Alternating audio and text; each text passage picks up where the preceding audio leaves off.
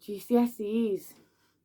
Now this is a question I get asked quite frequently, especially with having older children as well. My eldest two are now 19 and 18. GCSEs are not compulsory and many career options exist where they are not required at all.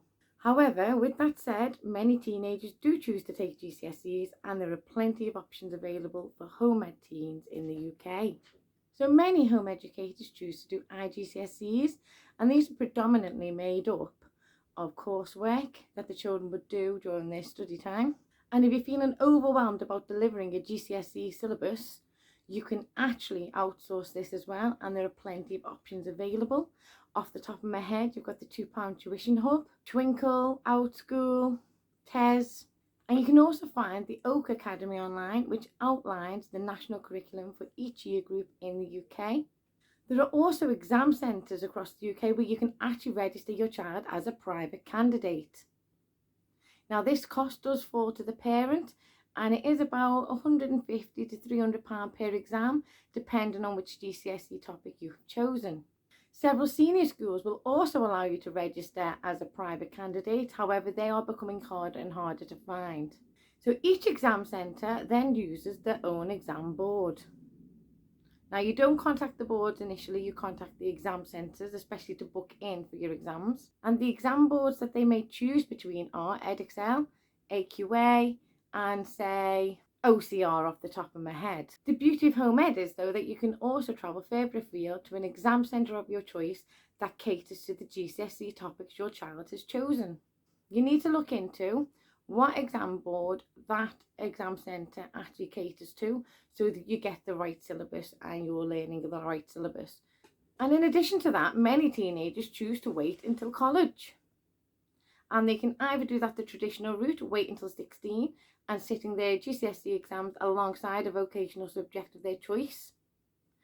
Or there are actually colleges, such as the one my children attended, that has special programmes for children 14 and up who are home educated. So mine went and they had to do GCSE topics, just the core, the math and English, alongside a vocational subject of their choice. And that was optional. So my son chose at 14 to do agriculture alongside his GCSEs. He's now studying mechanics and he's hoping to blend the two together. And my eldest daughter is now actually on her way to becoming a nurse. She's doing head training for that and is up north in university. Now it is worth remembering that home educators are responsible for the full cost of their child's education. However, if you choose to go the college route, then the local authority will fund that as they do for every other child of that age that goes to college. There is also EOTAS, and EOTAS stands for Education Otherwise Than at School. And now this may be available for some parents who feel forced into home education and haven't electively chosen to home educate. And I will do a blog on this properly to go over all of that with you because it is quite involved in itself. And this is for children who have mental health conditions, SEND needs, disabilities or school refusal. And it's for parents who feel that they've been boxed into that corner and have had no choice but to start educating their child at home despite wanting their child in the school system.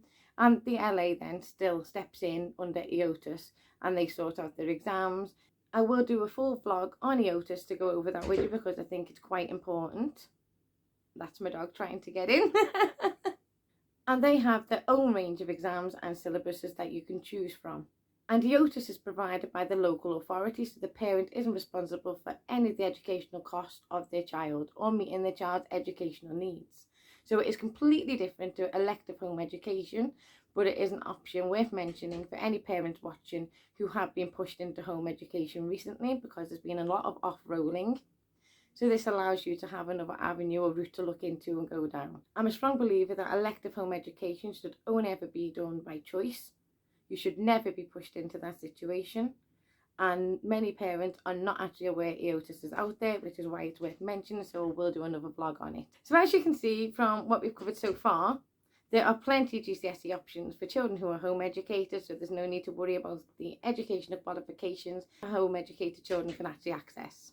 Home educated children can and do sit GCSEs, A-levels and even go on to university.